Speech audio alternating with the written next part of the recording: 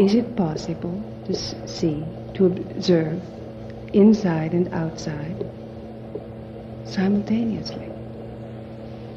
If you are on the outside and the inside. Why do you ask that question? It is something which stays with me. All right, wait a minute, let's look at it. Is it possible, you are asking, is it possible to look the outer, the external, and the inside at the same moment, simultaneously? Right? Yes. Now, before I answer that question, I don't quite know what you mean the outer and the inner. You may mean one thing, and I may translate that into something else. So we'll be not answering each other. So I must be clear what you mean by the outer.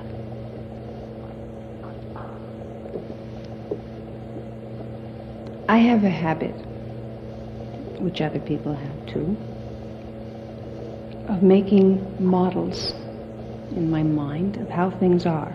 Yes. So, I understand. And regardless of what the things are which I'm considering, even if it's something like what is the nature of reality, how does the human mind function, my models always contain insides and outsides. Frequently nests, like Chinese boxes, micro, macro, and on ad infinitum. And when I speak with other people who are doing this, generally scientists, but frequently theologians, their models also contain these elements.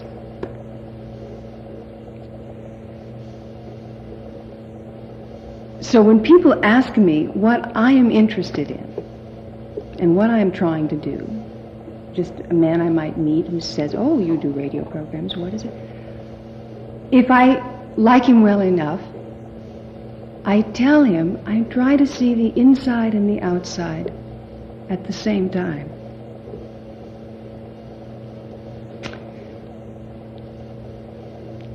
He never asks, "What do you mean by that?" He usually says, "That's impossible," or shrugs. Right. You know. I think that model making is a useless, but ultimately useless, but very worthwhile thing to do. Yeah, I understand now. May I use the word image instead of the model? Okay. Would that convey? If it's understood that the image is a complex image, yes, rather than a single. Yes. I meet you, and looking at you, like, dislike, color, this, that, I make an image about you. That image may vary from time to time, become more and more complex, but it's still a pattern, a mold, a picture, right? And you also make a picture of me, mold, image. Yes. That image contains both the outer and the inner. Does my image of you contain? No, the image I make of you, and you make an image of me, that image contains the outer and the inner. Right? I'm not sure. Which means I'll search you.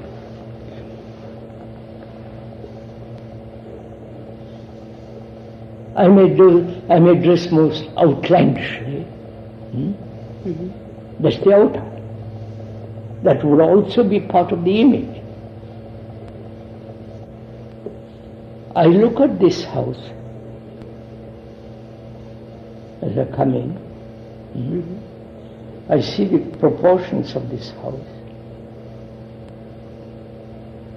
the nature of the house and so on, architecture of it. That's the outer. And also I meet the person who lives in the house. I make an image of the outer and the person who is also the outer, and also I meet that person, talk to her, find out and so on, and so I also build an image about her. Not only the physical appearance and all the rest of it, but also her attitudes, her prejudices and so on. So that image contains both the outer and the inner. Wholly? Huh? Wholly? Perhaps. If I'm Perhaps not. Perhaps not. But if I'm watching very carefully the whole thing, the architecture, those proportions of those bricks, how they are put together, whether it's symmetrical or crooked, I watch. It depends on how perceptive you are. That's it, that's what I am saying. Yes. If I'm not perceptive, I just walk in and greet you and go. But if at a moment I begin to question, watch, look, perceptive, I begin to see both the outer and the person who is, etc. So that image, that picture, that mold, contains both the outer and the inner. Either wholly or partially. Yes. Right? Yes. We are Right. together now. So, what value or significance that image has? Or it has no value at all. But what has value is perception. Acute perception. Yes. Acute observation. Intense awareness. Right? Yes. If I'm aware, I see the whole, how the chimney is built. But I may be aware of what is inside me Yes, yes, simultaneously. of course. And as I form an image of that which is out me, an image which contains also something of what is inside it, Of I course. may We be said aware that. binocularly We of said them that. both. We said We that. Right? Yes. So what's the next question? How far can you push that? No, I wouldn't push that. I would ask, if I may, has that image any value at all? To whom? To me or to in my relationship? Without question, the image has value. Huh? Yes. I question it. All right. I question altogether the image-making activity. There's only perception. Ah, I see. But what's the value of an image? But of the inner, the outer, what's it? Now just Do you- let's come a little closer. Maybe? Yes?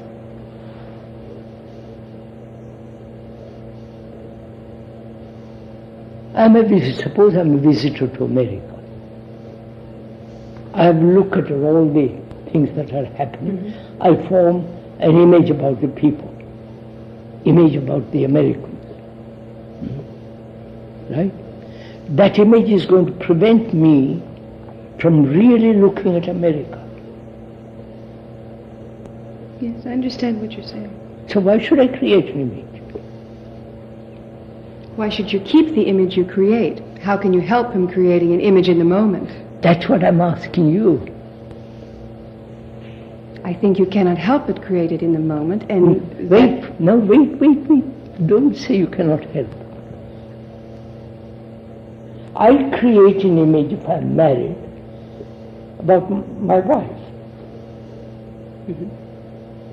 And she creates an image about me. And these two images have relationship. you can get stuck in them. That's what we call relationship. Well, that's one kind. Let's go into it slowly. Yeah. What do you call that's one kind? That's what is happening. Generally, yes. Actuality, that's what's happening. One can imagine an ideal. And then such imagination has no significance. What is actually is important, not imaginative, romantic significance. Are you in relationship if you do not hold on to an image which you've created about your wife, and she does not hold on to one which she's created about you? Is that possible first? This is a matter of contention. No, I say it is possible. So, Not it may be. No, madam. I am saying, we are saying, at least, I have no wife, no husband, I'm just saying, why do we create the image? You are asking? Yes, why do we create it? Is that the question? Huh? Is that the only question? No, begin with that. There are a dozen questions. We begin with that and we go... No, well, if I can understand that question, why does the brain, when I meet a woman or a man, immediately create an image? I understand that question in two senses, at least. Psychologically, we create the image because we have a need for security, and the image gives us that. Let's stop there for a minute. Does the image give one actually security? Not completely. In certain limited sense, but not in a complete. So why do we create? If you are seeking security in an image, whether it's outer or inner, you understand? Yes, yes. Is there such security? If one seeks deep security, no. No, madam. Listen a little more. Is there security in the images that thought has created? Is there security in the images that thought has created?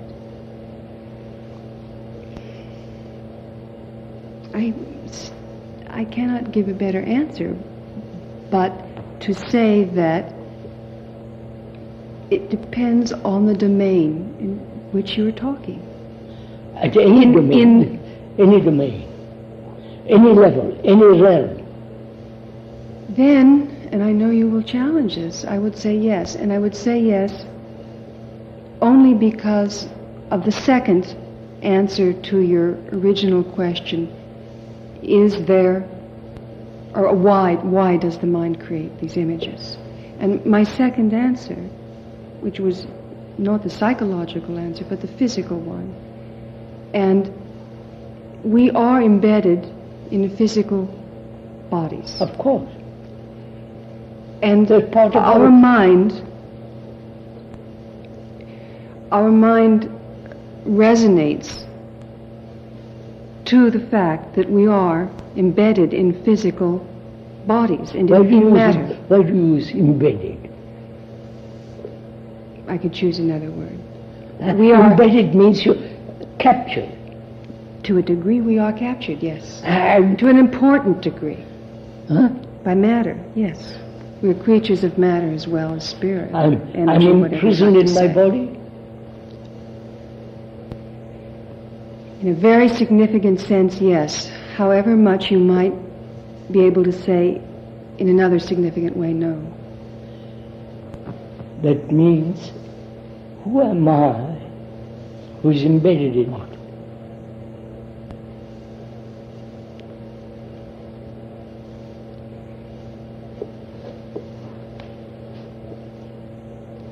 If I answer that question, I'm afraid We'll go we on. won't return. I'll return. Very well. Because the point that I want to return to To what is the point you want to return to? is that the mind, we create images and fix them and pretend and relate to them as though they were real in quotes, because we are creatures of matter. Yes. Our brain is matter. Physical is matter. Thinking is matter. And matter tries to reproduce itself, so to speak. Yes. It mirrors itself in the images we create. We think it lasts because we have the feeling that our bodies, they are like our bodies. No. We also say the putting together a picture, an image, a model, a structure, gives us a sense of security. Exactly. Yes. We both see that. Yes. I'm asking a question. Does it? We think it does. Yes. And I answer. What you indicate, no. Please. That it is an illusory sense of security. That's all. In the deep sense, it is not security. So, please listen. So you have to ask a much deeper question. Is there security at all? In what? Well, there is security in having a house and so on. Food, clothes and so on. These are the limited domains in which I was referring. Now, if I want to find out, inquire more deeply, is there really security? Psychologically, inwardly. I can have security by having a house, clothes, that's it. But In the deep inwardly, sense. can I have, is there such thing as security? No. I would say... Wait, could an answer. Why do you say that so quickly? You understand what I'm saying? Look, please go into the cabin. Man wants security. Human beings want security. A house and also inward. And he's searched for thousands of years, not just this minute. And not finding it quite rather doubtful, then he projects something which he hopes will give him security. God, this, that, and the other. Right? But he never asks, is there security at all? Just don't answer it. You might say, well, I might say, yes, there is an absolute security. Not in the search to find security. But in the freedom to throw the search away? Huh? The one I could have. To take in the freedom to be without it? Now, just a minute, would you let me help? You said there is no security a few seconds ago, deeply. What made you say that?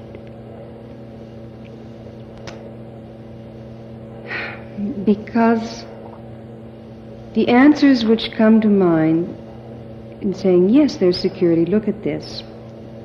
One by one can peel them away. Yes. and you keep peeling and peeling. And finally you come to conclude, see that there is no security. What made you come to that? Rationally, what made me come to it? Not only logically, rationally, but you say that you saw. Well, it's this the sense that if I hold on to myself, I'm going to get into trouble. Again, what makes you say that? Is it? It is the intuitive.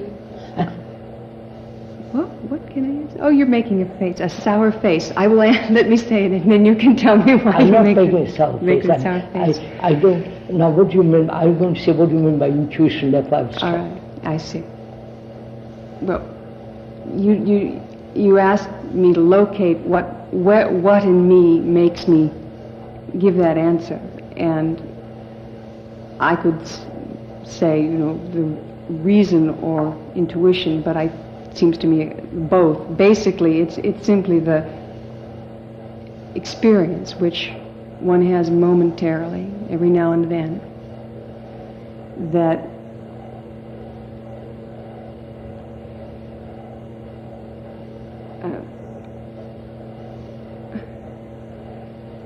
and sometimes the observation as well, which is an easier way to answer. Let me go at it this way, because this is a verbal way.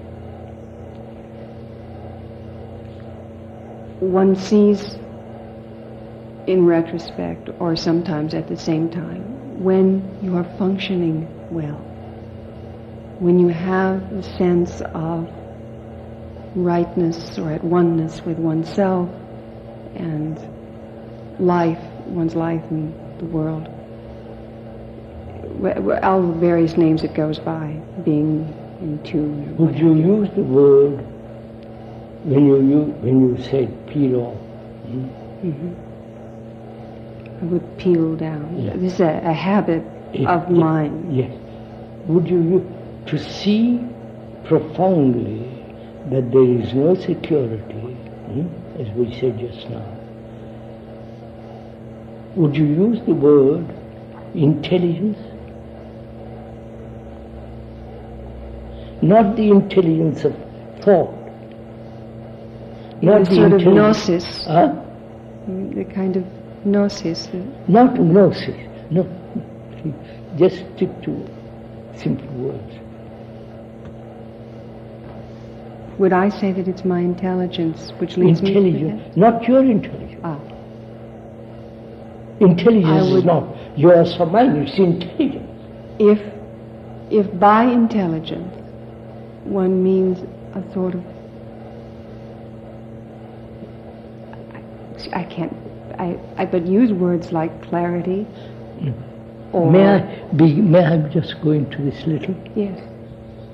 One of the causes of war is separate nationalisms, right? One of the causes. One of the many causes, yes. I said one of the causes. I see this.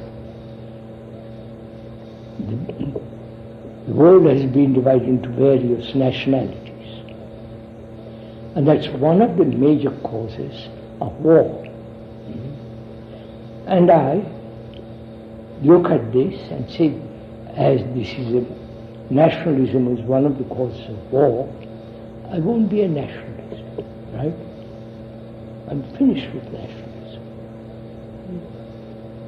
All right. To see to perceive and act, right?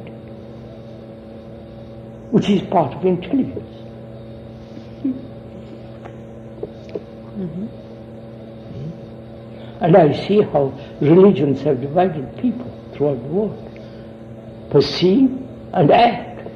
Therefore, do not belong to any religion, which doesn't mean I'm not religious. So I put away all the religions established by man. So I begin then to say, what is religion? So I begin to inquire. You follow? So this whole process of seeing the false and moving away from the false, as you call it, peeling it off. That is part of intelligence. Rational, reasonable, sane, and I said this is silly. Right? So, I see there is no security, profoundly. And as part of my intelligence, there is no security in this, in which I have been searching security. So, perhaps security exists in intelligence, not. You understand? Perhaps. So, what is intelligence? You find?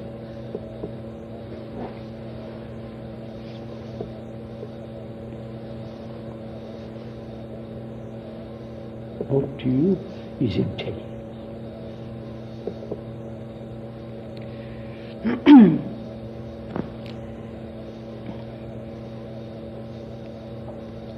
I want to get away from the sense that there's a right answer. I don't want right answer. Let's push it aside. Let's look at it. Let's perceive what is intelligence in human beings. What is Seeing intelligence? things as they are. Huh? Seeing things as they are. Which means what? To see things as they are requires, Truly. huh? As they are truly. As they are truly, requires no prejudice, no opinion, Yes. no Although, bias. yes, that is an ideal model. No, it's a fact. Why do you make it an ideal? It is something I think it's a worthy activity, a worthy aim. Something I hope in a small way to be able to do. No, But I ask myself, as pure or as peeled down as one might become, I'm still one person. No, you're not one person. I can't see the whole. Because I cannot be absolutely without point of view, I'll show you in a minute. although I can be awfully good. Show me. You saw just now, nationalism is one of the major causes of war. So you're no longer nationalist. That is not an ideal, it's a fact, and you move away from the fact.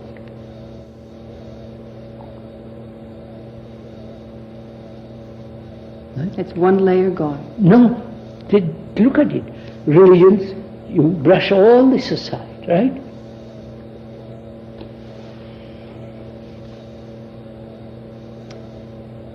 The meaning of the word intelligence comes from Latin, Greek, and so I will go into it. Means to read between the lines,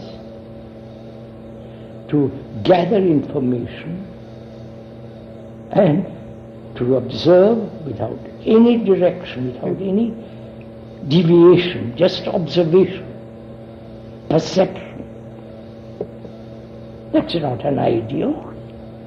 When I feel, or think, or observe, or whatever the right verb is for the moment, that I am approaching that I, in myself, that I am doing that, a little flag goes up in my head and says, you may be doing very well, but let's not get all puffed up. Of course, that's silly. You know, I say, you are, for whatever distance you successfully put between yourself, your culture, me I'm speaking of, or anyone indeed, it's nonetheless a creature of your background. No. And I The say, background is my conditioning. yes, exactly. And I know that you believe, or you say, and perhaps have, escaped from your conditioning. I do. Please, just a minute, careful. I've been talking for 6 years, and I say it is possible to be free of the conditioning. I think it's possible too, but not continually. Sorry. Don't use the word continually. The word continually implies a continuity. Right? Right. And so that very word gives you a sense of continuity of conditioning.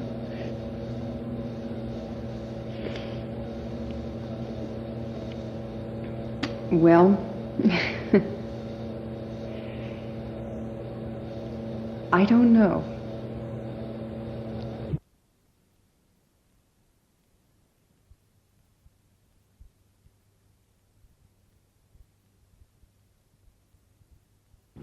Well, I don't know. Look, madam, one is born in India or in Europe or here.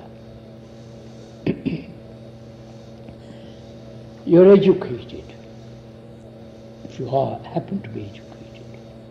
Your education is conditioning you, right? Your religion is conditioning you. Your society is conditioning you. And your own experience, incidents, memories, and so on is also conditioning you. Right.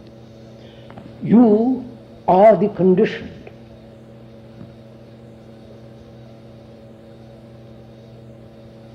I hope that I am more than that. I think I am. And that's another conditioning, which is, you don't then see actuality. When you say, I am more than that, that's what all people say. Although, I think that I am embedded in my conditioning as I am embedded in my body. So, who is I, who is embedded, as you say, in the body and in the conditioning? I is the perceiver. Huh? The person. The perceiver. perceiver. The perceiver. Who is the perceiver?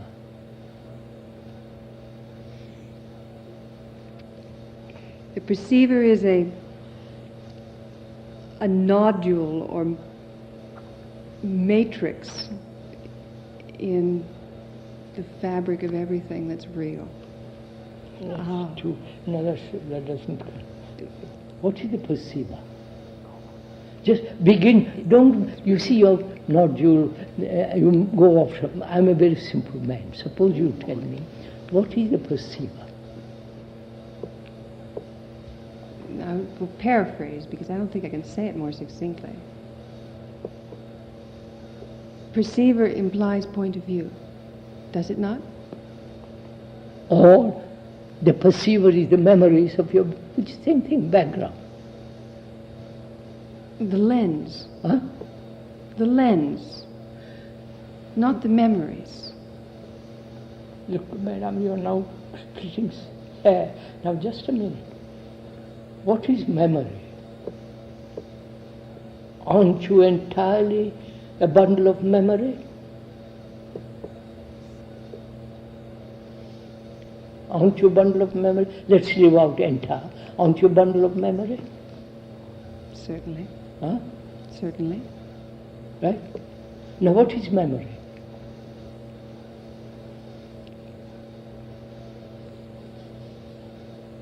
I think that memory is but a part of the lens that the What is- perceiver no, perceives but through, don't not, you- not no, everything. what do you mean? The lens. What is the lens? The camera that has lens through which you're looking? To use that as an image, or my eye, or what Yes, have you. yes, Just as an but image, you as are we looking- say, point of view. You are looking at that wall. Mm-hmm. You see the color of it or whatever it is you see. I see where you're going. All right. So, unless you are free of memory, concepts, ideals, and projections, you can't see the thing as is.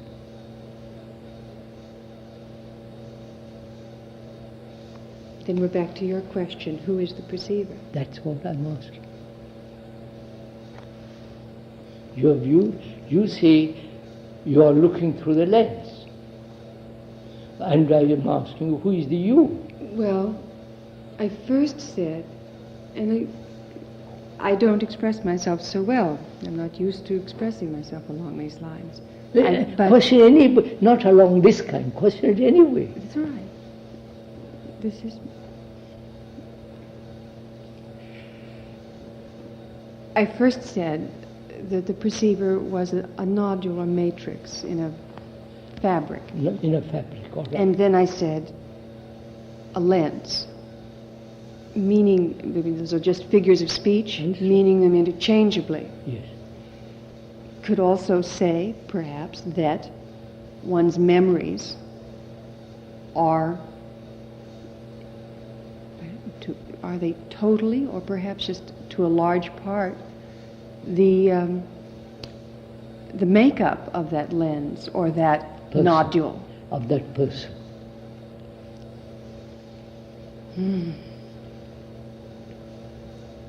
Of that personality, Of yes. that person, the ego, Of the person? the self. Okay, of the ego, yes. Ego, the self, Yes, the all persona, whatever you like to call it.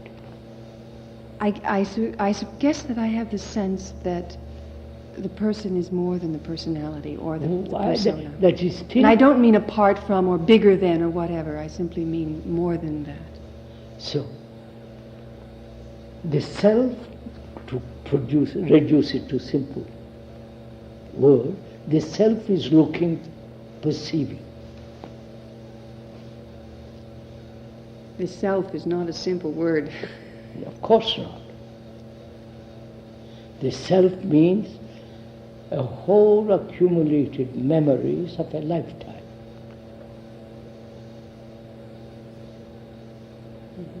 Right? All right. Do you really see that, or just agreeing with it? No, you're right. I am at the moment just agreeing with it to see whether I really agree with it or not. No, then you can't go further. If you merely agree that you're born in Europe, in Germany or Italy or France or England. There are certain traditions, certain superstitions, the religious conditioning, the linguistic shades,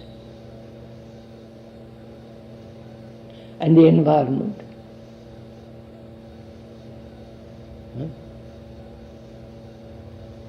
So you are all that.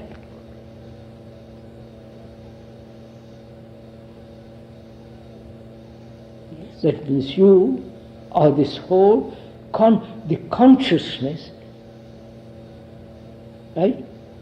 Yes. Of reactions, biological, physical reactions, beliefs, faith, loneliness, despair, blah, blah, all that. Sorrow, pain, depression, fear. I'm depressed, I'm happy, I believe in God, I don't believe in... You follow? You are that. Agree? That's a fact. Yes, surely. In that, you can invent super consciousness, higher consciousness, lower consciousness. It will be consciousness still. Is that all I am? Aren't you? Is that the sum total? Aren't you? Is there more? Well, I don't know. I'm first. Do you think? If you say there is more, you are still part of that conditioning. The more means measurement.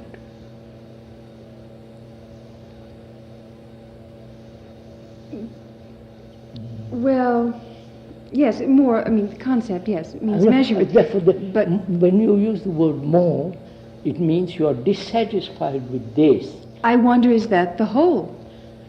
Wait, to find out the whole is something totally different than to include the concept of the whole in the condition. So the conditioned, which is the self, cannot include the concept of the whole? Of course not, it's still a concept. They still function of thought, which is part of your consciousness. Right? Say again. Thinking is part of your consciousness. Yes. And so I can think there is immeasurable whole. But that's not actuality. Do you believe in the unconscious? Which means? The unconscious. I would say consciousness contains all the unconscious, superconscious, or whatever. It is still consciousness, of which one may not be aware. I see. I don't divide it and say, you follow? So that which, say, psychiatrists refer to as the unconscious, you would simply call conscious. I've discussed this matter endlessly. You have. Excuse me. Now, just a minute, Maya. So, the self or the perceiver is all that. Right? Mm-hmm. And the perceiver is limited. Right? Yes, certainly. There are rejoinders to that. Huh? People say, individuals, and certainly religions, say that a portion, that in some sense, the limited perceiver or conditioned self also participates, or is tangential in some sense to whatever you call it, God or a higher yes, self. I know this is said by every Yes. person throughout the world. That's true. It is said. I question. How can the limited, you understand? Mm-hmm. But you can imagine, it can be romantic, it can feel, my God, I'm delighted. All superstition, illusion. So you cannot there is nothing in you or me or whoever that is capable of experiencing something greater than itself. Something which is not limited. Something which is not limited. Therefore, there must be freedom from the limitation. I see. So one must become unconditioned before you can experience That's that. Of course, I see. And I say that's possible. And it is possible. Absolutely. But here we come back. I don't know what to say now, except Huh? I cannot say continually because we put that word aside. The moment you put continually. So, what can I say? I suppose No. But my question then is it really possible to uncondition the brain? Uncondition, if you don't like to use the word, uncondition ourselves from all this. Question. Does, in your opinion, technology and communication technology participate in the answer to that question? You mean the computer? No, I mean, well, the computer is a part of the communication technology. I mean the radio, I mean the television, I mean... What's the question? I don't quite understand. You asked, the question you just asked, how did you phrase it? Is it possible to become unconditioned? That's all. Yes. So, I say, is it possible that the communication technology may be instrumental in our becoming unconditioned. Question. Does, in your opinion, technology and communication technology Answer. participate in the answer to that question? You mean the computer?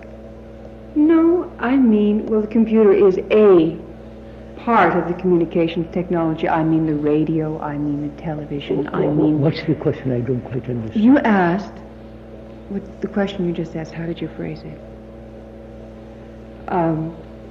Is it possible to become unconditioned? That's all, that's all.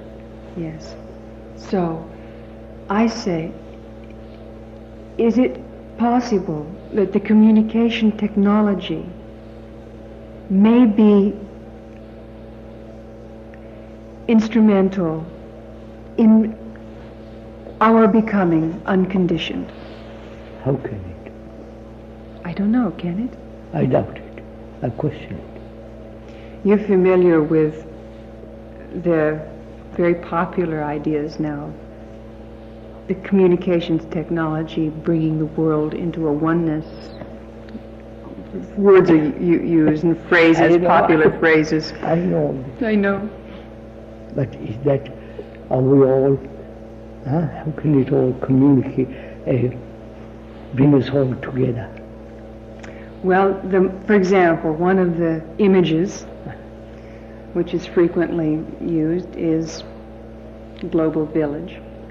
Another image which I think will have more and more currency is the organic one. People talk of Gaia or Earth as our mother, and that the communications technologies are extensions of our nervous system. I understand all that. The earth is our mother. And that through these technologies we are coming into touch with our oneness as an organism, as a part of our mother's body. You're familiar with this. Is very popular now. Madam, this is as old as the hills. I have no trouble believing it, but it is having a resurgence of This is popularity. as old as the hills. That the earth is our mother. Mm-hmm. That we are one. Yes. That there is but with all that is just lovely theory, lovely romantic hope. It is but very actually romantic. we are not.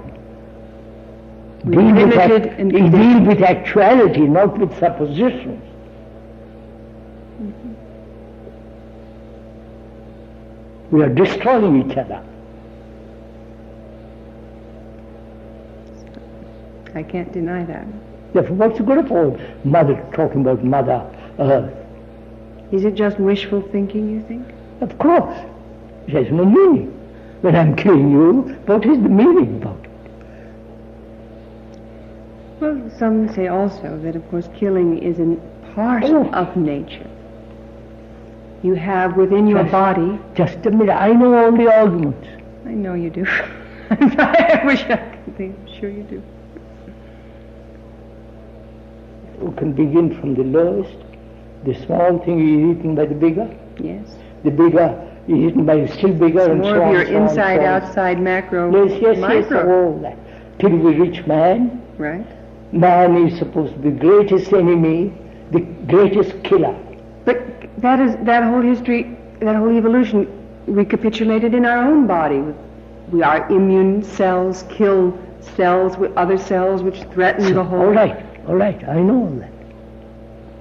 So after thousands of years of evolution,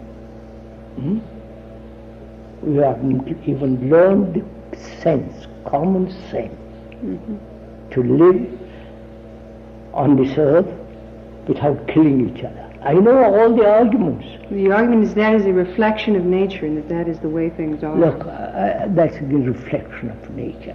We are killing nature. But that nature part of nature is killing. So of course, a tree, a small tree and a great forest has no chance because there is no light. Tiger kills a deer. But why should we kill each other? Are we not a part of nature? Oh yes, but not that kind of. We are supposed to be a little more awake, a little more intelligent, a little more affection, kindliness, generosity, love. It could be said that that's romantic. Huh? It could be said that that is romantic. Which love? What you present, that we are apart from and in some No, way I don't say that. better than nature. No, of course That we shouldn't be killing. What? That we should be above this or apart from this. No, I say, please.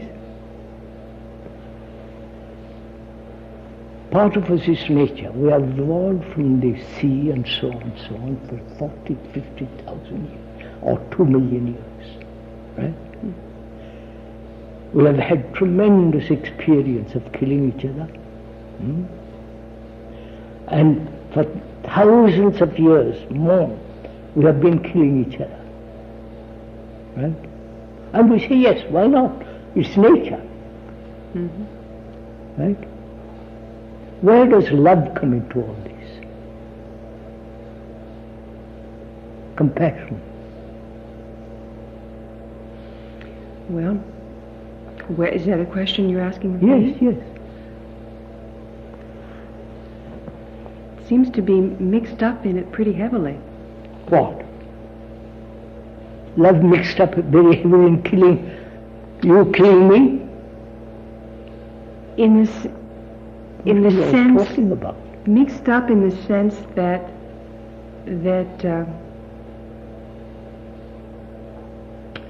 I mean, it's obvious to say that on the sense of illusion that people think they are doing things for good motives, for love and for, I don't mean that, but that it's a part of a duality which is Inherent. in reality, which is the nature of. Now wait a minute, is that so? Well, that's a good question. If we did not have love or compassion, we were not capable of those. We haven't got it. We have pretensions towards it. And then, Madam, don't say pretensions. I pretend to love my wife. Yearnings for it. Huh? Yearning for it when I haven't got it? Yearning for it may be illusion. That's true. So why haven't I I'm got sure it? that the thing you yearn for is never the thing you've got when you've got the thing that is that you yearn for. But I'm you sure don't that's answer my true. question. Why have human beings who lived on this earth 2 million, 3 million, 40,000 years and so on, why haven't we got this rudimental thing? Love. Well, They're all very clever. They produce this, they produce the atom bomb, they produce missiles, they produce submarines, telecommunication. I think people don't accept the difference, that the limitations, if you will. They don't accept it? Who don't accept it? But first of all, when one has the sense of conditioned or limited nature of things. That's all. Stick to that. Don't say there is love. We are human beings have made themselves, their brains have become so conditioned. But when you see that, Break through it. yes. Don't say, But I think you asked me the question, why is it that we haven't learned to love? no, you can't learn love. Excuse me, words, yes. Why is it that we do not love? No, for the simple reason we are limited. Love is not limited. Our conditioning is limited.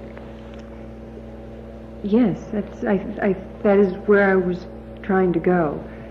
And I also wondered if it might not be the case that the violence which occurs is a perverse or illusory way of denying that we're limited. It's a way of trying to force things together.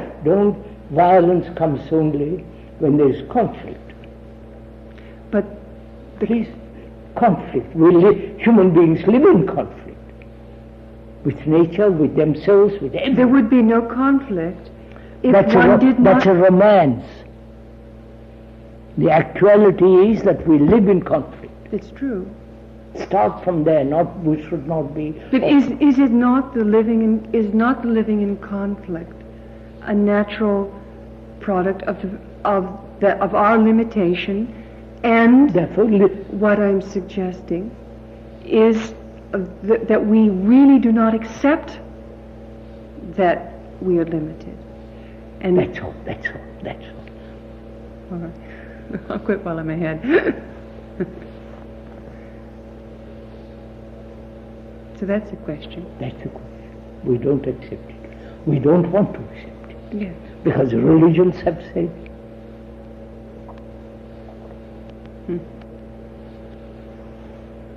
So we are programmed, as a computer is programmed, we are programmed to be limited. It's true. That's all. I start from facts, not from some emotional, romantic business. I say these are facts. Then move away from this. Move away from all this ugly nationalism and religious superstitions and, move.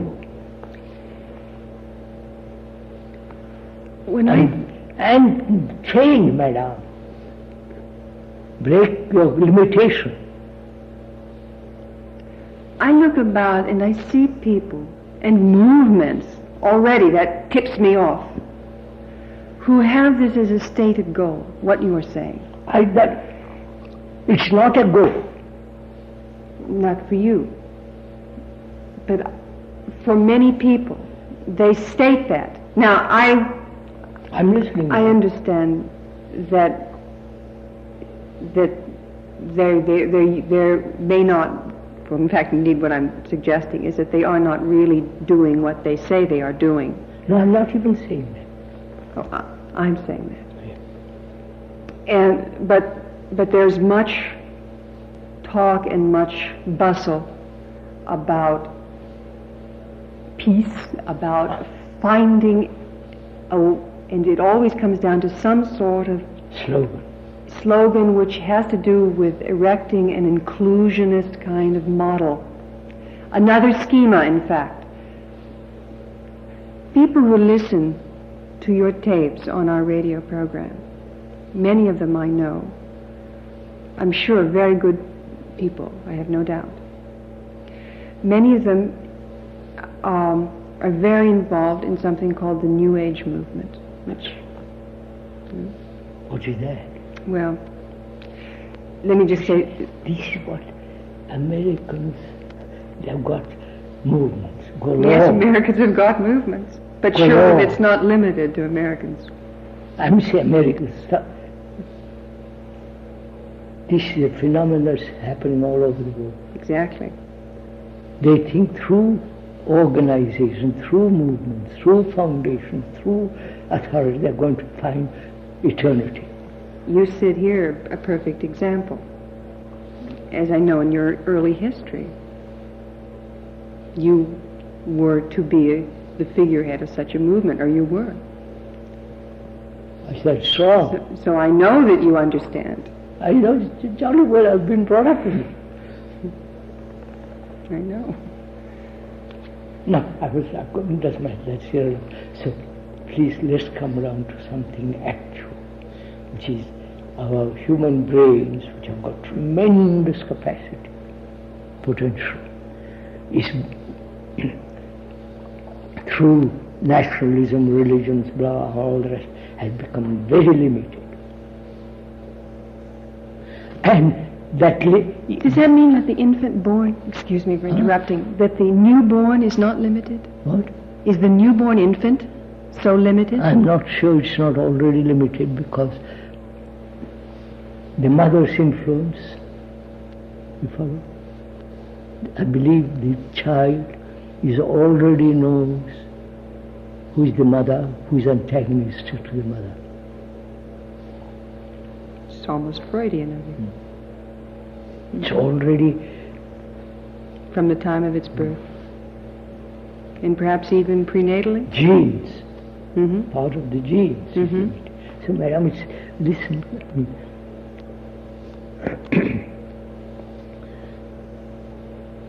Out of our limitation, we are doing great deal of mischief, right? Organization, what do you call this thing?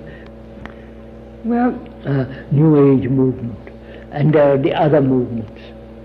Peace movement, this Mhm. movement, Yes, that yes. movement. And the man is torn between all this.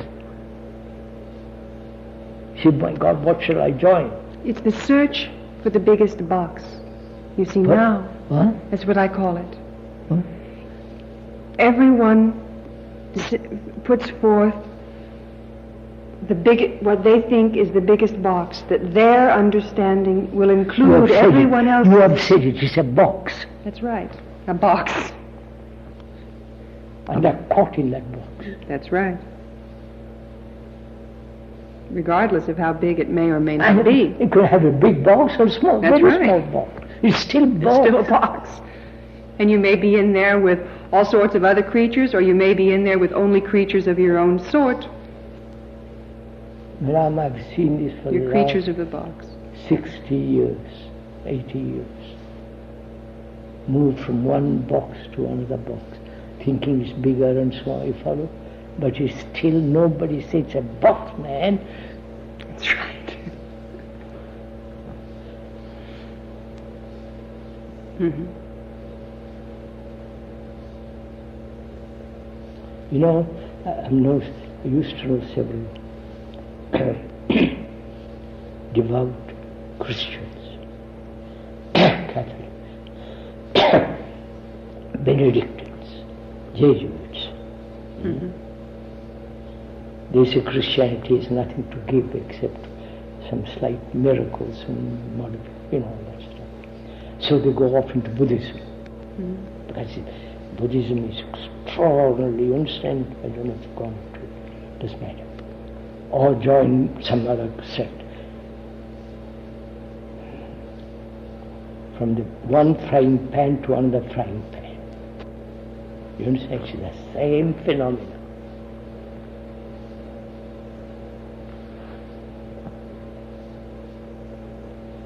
So we are saying your brain is conditioned. As long as that conditioning, your consciousness is conditioned, as long as that conditioning exists, you can join 1,000 boxes, 1,000 societies, you'll still be conditioned. The Buddhists talk a great deal about unconditioned. I don't know what they talk about. I discussed with prominent Buddhists in India. You understand? Talk. They conditioning is different meaning to them. Mm-hmm. Madam, I don't read books, I don't read any of these things, thank God. But I've met hundreds of people, discussed with them. So I'm saying, as long as you are conditioned to do what you will from the outside, nothing is going to change man.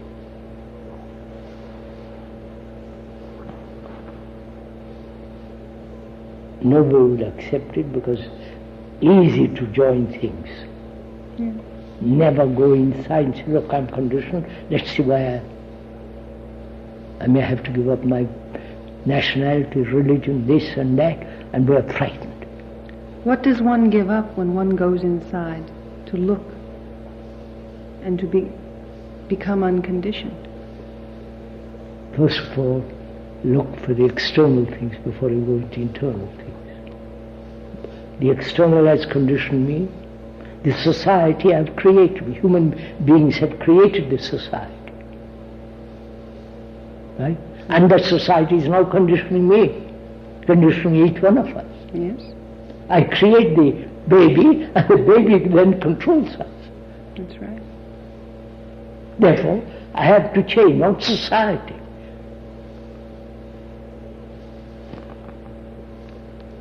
What do you give up when you change? Nothing. If you give up something because of something, you are not giving up. Is it nothing of importance or nothing at all? Yes, there are certain things that are utterly important. That you give up? There's nothing to give up. What am I giving up? My memories? I wonder. No, the word giving up to me has no meaning. I don't give up. When I see a cobra, I see a dangerous animal, I don't give up, I move away. Is it true that every gain is achieved at a cost? People? That for everything one gains, one makes a sacrifice. Is that true? No. I don't know what are you gaining? What I'm getting at is, I think, if you live this life, the life that you've lived, this is very rigorous standard. Not standard. You see facts. Facts. This is very rigorous. Of course it is. Yes. And that's good. I mean, that's good. No, it means you have to be terribly honest. Terribly. And no illusions. Ruthless. Huh? Ruthless. You must be ruthless No, I with won't use yourself. Look, madam, just listen to what I'm saying. When you see a precipice and you move away, is that rigorous? And you move. When you see a precipice, dangerous precipice, and you walk away from it, is that sacrifice? My sense in what you're talking about is that you're talking about that you live on the precipice. No.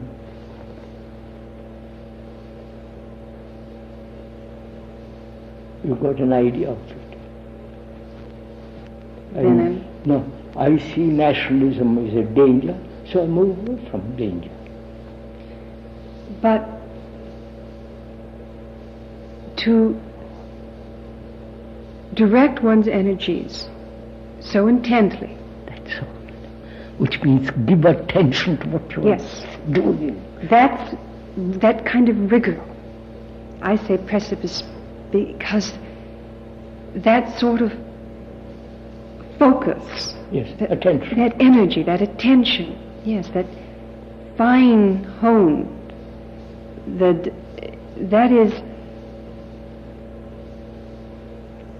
living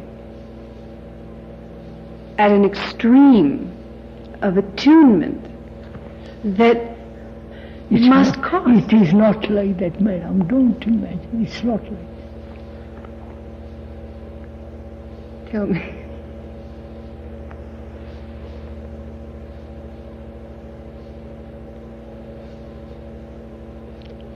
Now just a minute. Our brains are occupied. Just follow it for 2 minutes. Our brains are always occupied with something or other. Chatter. Right? Mm-hmm. Chattering, reading, looking at. Our brains are occupied all the time. Right? Right. And therefore, our energy is very, very limited. Yes? Yes. Right? An unoccupied brain,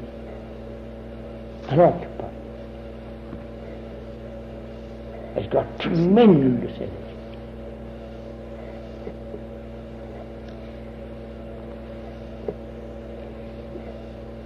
May I excuse me if this question is... Please say anything you like. Thank you.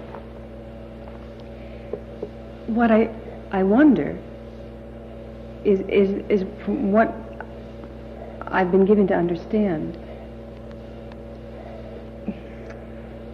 I don't wish to offend.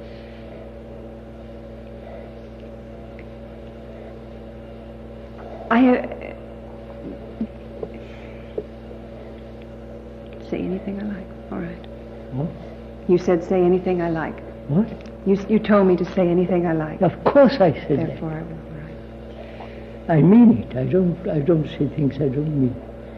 Someone told me that when you travel, you always travel with friends. With? That you travel with friends. No. I'll tell you a simple fact. I've always traveled before till 70 or 68, alone in among the economic class. You understand? Mm-hmm. Now, Mrs. Zimbalist travels with me to Europe. And if I go to India, I go by myself. You understand? Mm-hmm. Or somebody says, I'm coming with you because I'm going there too. You understand? Yes. I came from England just now, from India just 3 months ago to London by myself. And from London to Los Angeles by myself. Now when I'm going back to Mrs. Zimbalist, he's traveling. So you're anticipating my question and answering no. What? Because my question was going to be,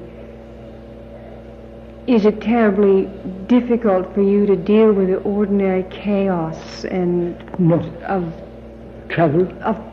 as an example of daily life, in terms of where you're thrown into the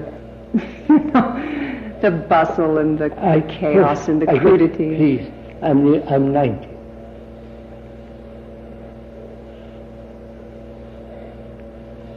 I've lived a great deal by myself in my life. Mm-hmm.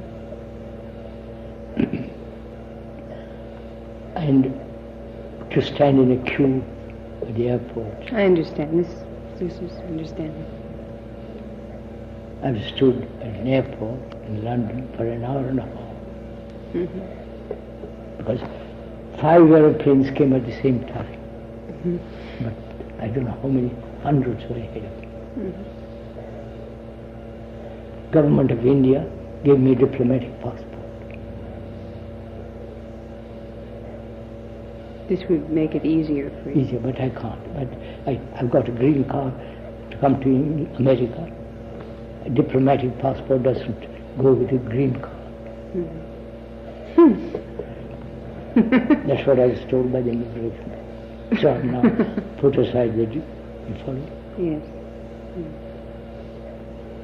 So you don't find it that stressful then? I get tired, naturally. Except in as much as your age, but in terms of... No, I've always been, I don't like noise, I don't like crowds.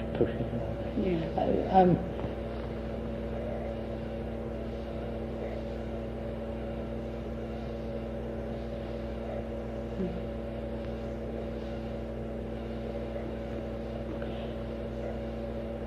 generally, please, I don't like to talk about myself because it's not very important. Though it is of interest to people. Go and listen to a cinema star. I have no wish to intrude. What? I have no wish to intrude. No, you can intrude as much as you like. But to talk about yourself would be... Little, but there's nothing much. Let me return then, if we may. Pardon? If I can return to the topic of the radio and communications. Yeah. When I brought up the notion that communications technologies are extending our awareness, which is the word that is very popular, as you know. And I use it in that popular sense, not in the sense that you talk about. You did not think that this was so. Huh? You didn't think that the communications technologies were really making people more aware of each other in a sense that was meaningful. Is that so? Are they? Well, that was my question to you, and your answer was no. I doubt it. Do you see any good or any benefit? How do you say? Probably very superficial. Now, look. Is it possible to use this for your purpose? Look, now we know everything that any wars, any killings is all spread in newspapers in any part of the world, right? That's another form of communication. Mm-hmm. Right? Is that changing mass? There's a war going on, terrible war in Lebanon, Iran and Iraq.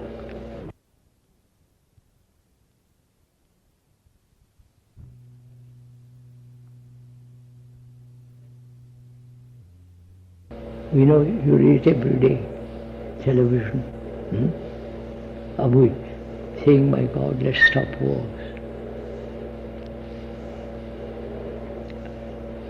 Well, I'll not answer for myself here because I'm speaking in the persona of a mass of people. I think my answer would be different. But in that persona, the answer would be yes, there is a huge movement, again that word. Another box. Yes, to stop wars. Which means what? It means, if I'm to speak in that persona, that it is possible. I'm not speaking for myself. And that is the belief, and it is a belief that it is possible, seems to be brought about by the intensity of the threat. The nuclear threat is so great that I think people feel that it's like a body which is finally in such pain that no matter how much it resists, it can no longer resist going to the doctor. Now people feel so threatened by the nuclear prospect that we are put to it. Now we must go to the doctor. Now we must end war once and for all. This is the feeling. Look, it has been said at the First World War. The war to end all wars. Yes. This war, like the next war, is to end all wars. Do you know what ending war means? A global outlook from the politicians, from everybody, a global outlook. And interrelationship, not my country economically, and so on. The whole thing has to change. Mm-hmm. Who is willing to do that? Really, really willing? I suspect no one. Many people, many organizations, and many nations say they are willing. Look, I talked to the United Nations. They invited me. Organizations have not changed man.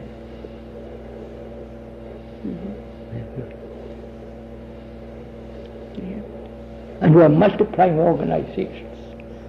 If that organization doesn't work, let's reorganize that organization. And this is what we are doing.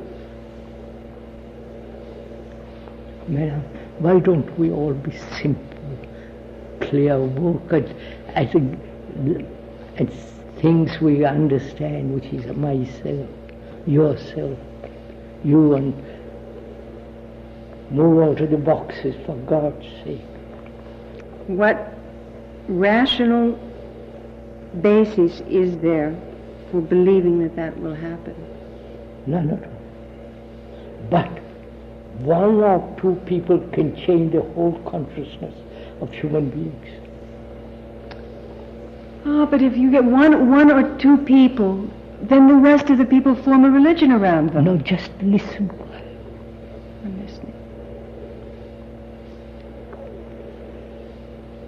It's the priests that have done it. Right? Right through. Not only, Wait, but yes. because we want Yes. some. Yes, exactly. They are acting on our behalf. So it's don't depend on spiritual authorities. Don't look for leaders. Change. Begin here, not out there. Couldn't agree more.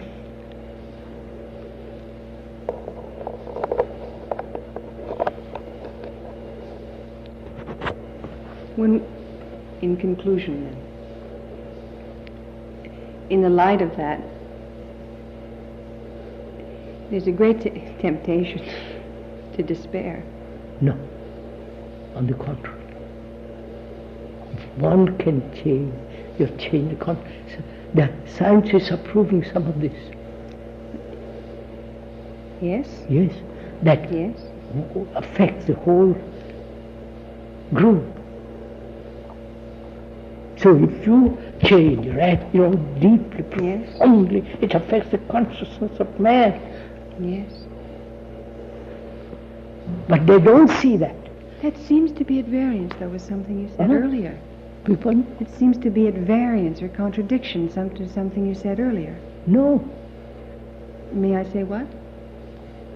Show me where the contradiction is. If on one hand you say, if one man changes, I said change consciousness.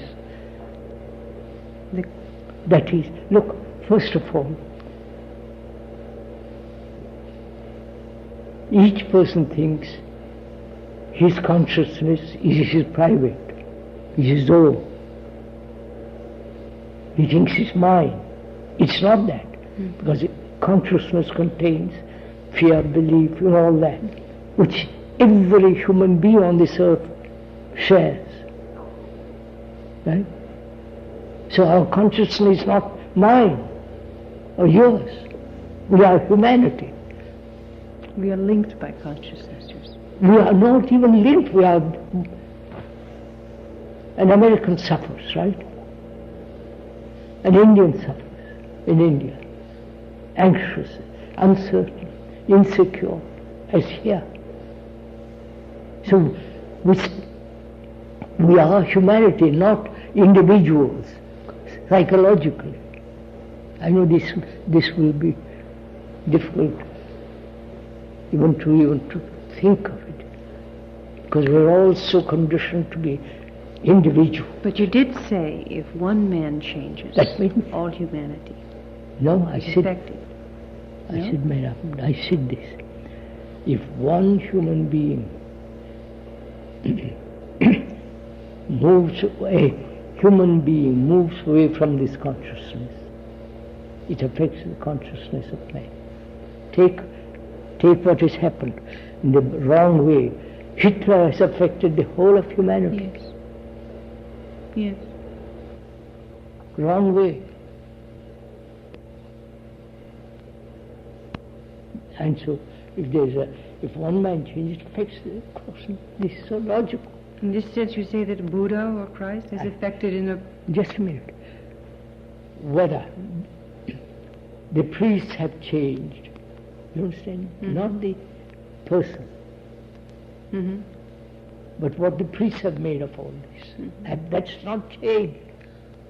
Mm-hmm. You understand?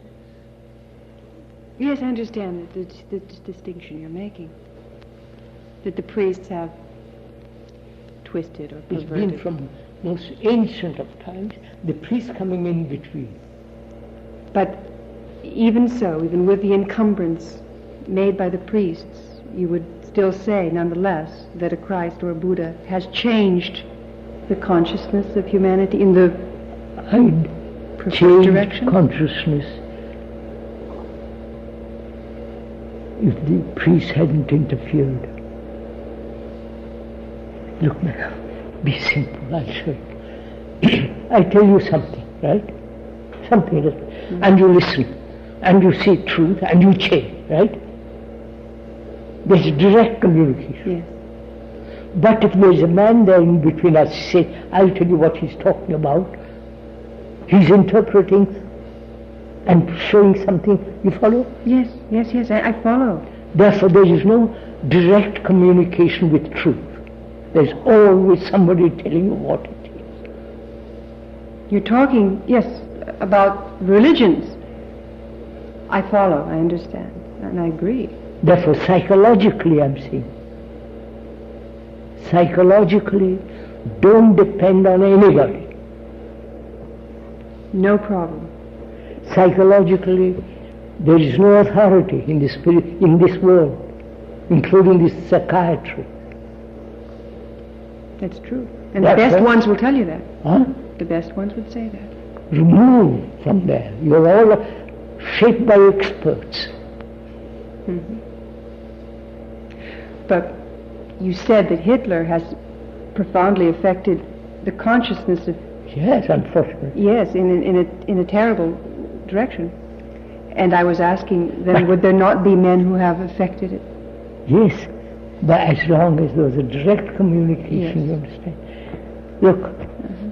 Was Hitler's the direct communication? Would you consider his transmission direct without priests in the middle? Mm-hmm. I wonder if evil is more powerful in that way.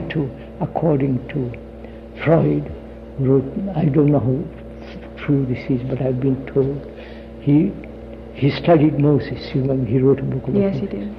And he found Akhenaten at 13th, 14th century BC, 1400 BC. Mm-hmm. He wrote what is among Sermon on the Mount. Mm-hmm. And it's been transmitted, you follow? Mm-hmm. And what the suppose what Christ says, if he existed at all, Jesus. I'm questioning your hope. You understand? If he existed, what has happened? This, what the church has done with it. Right? Where is the direct communication with that? So what you're saying is that Christ could not have affected anyone other than those few people with whom he interacted personally. Just a minute.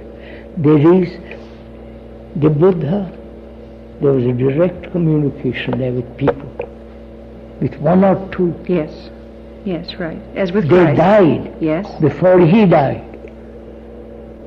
Ananda died. No, Ananda was not. Well, he wasn't. He doesn't. He wasn't. He was There the were dumb only two pupil. of them. He was very affectionate, loving, and all that. But Sariputta, I don't know the two names. They saw what he was saying, Uh-huh. and they died before he died, and it became a memory. You follow? Yes, I follow. But if the Buddha said this, what I said, and printed in black and white directly. But I'm trying to put that together with what you said earlier when you said that... Yes, and listen, that's a different thing. I'm listening. That's a different thing. About one man's changing, being able to... You can see this. If Hitler in the wrong way did it, right? Mm-hmm. And I'm looking for an example of someone who in the right way did it. But you won't allow me Christ or Buddha. I don't say anything about that. I don't know. Can you give an example of someone who affected in the right way as Hitler did in the wrong way? Madam, nowadays, just me. I see why you're not doing that. But why the confidence to point out the evil? To be so... I'm only... it's not confidence. If one man, I say one man can do mischief, Yes. or also one man can do good. That's all.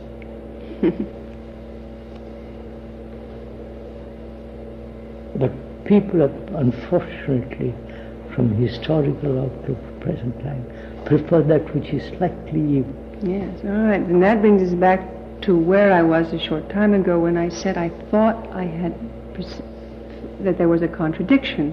Yes, sure. In the sense that you stated that we haven't changed in all of our history. Who? mankind? First of all, madam, suppose you, after 60 years, have taught and feel this, live that way. Who is going to listen to you? Listen, not merely with the ears, deeply. Very few, right? Right? Very, very, very few.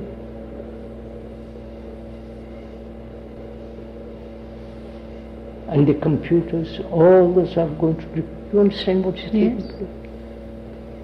They're going to destroy everything.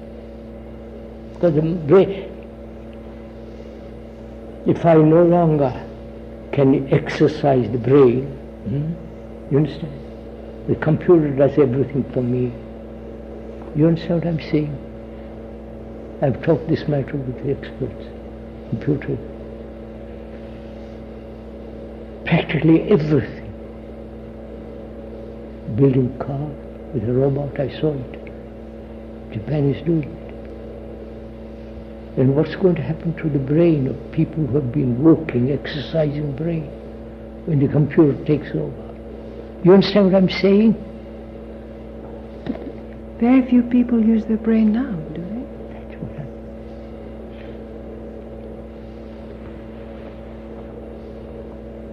And you feel it will be worse then? Look at what is happening. The entertainment industry is tremendously strong. All this business of Olympics, sport, right? Tremendous entertainment. And the entertainment of religions. And poor man, he has leisure now, computer will give him leisure. And what will you do with his leisure? Might play on his computer. And go to football. I'm not depressed or anything. These are facts. It's happening under our nose.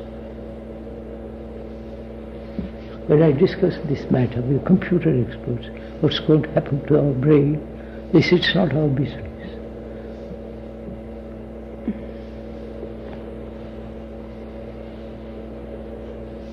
I know, that's true. But that's the response of everyone speaking from their professional corner. Yes. And the professionals are ruling us.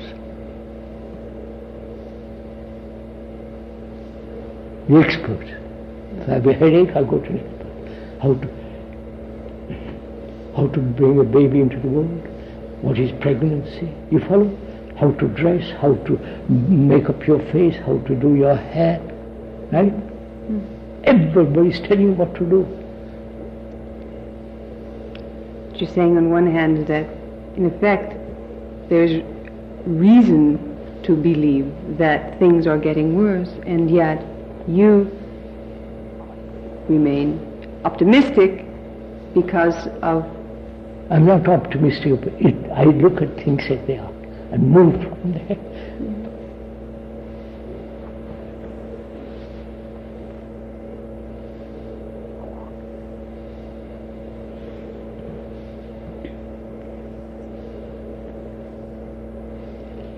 It's very painful to look at things as they are. Interesting.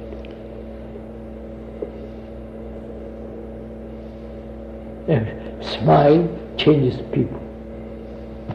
Huh? The politicians smile. And who smiles the best, people say, "Mine." You follow? You see it. Madame, the things are...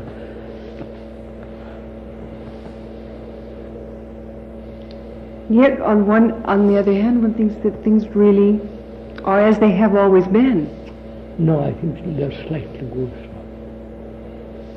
Because of technology. Technology. No, technology is right, but it's now. Can't go back to plows and all the rest of it. Well, many people feel that this is going to be the instrument of our change, and the thing that would kill us can It can only be that which would save us. So therefore, It's very glib, you but depend it's- on something outside.